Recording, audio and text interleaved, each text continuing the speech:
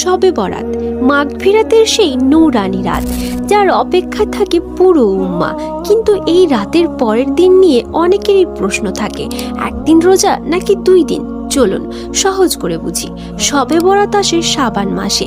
এই মাস সম্পর্কে নবী করিম সাল্লাল্লাহু আলাইহি ওয়াসাল্লাম বলেছেন, রমজান ছাড়া আর কোনো মাসে তিনি এত বেশি নফল রোজা রাখেননি।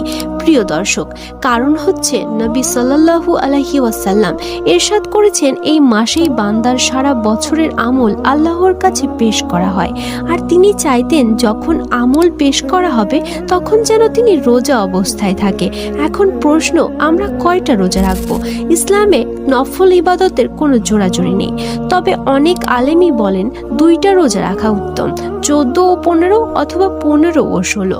যদি 2টা রাখা সম্ভব না হয়, 15 শাবান একদিন রোজা রাখুন। হতাশ হবেন না, মনে রাখবেন আল্লাহ সংখ্যা নয়, নিয়ত আর চেষ্টা দেখেন। কি জানি, হয়তো এই শবে বরাতটাই আমাদের শেষ সুযোগ। আল্লাহ আমাদের সবাইকে আমল করার তৌফিক দিন। প্রিয় ভিউয়ার্স, কমেন্ট বক্সে লিখুন আমিন। আর হ্যাঁ, আপনি কয়টা রোজা রাখবেন জানাতে ভুলবেন না।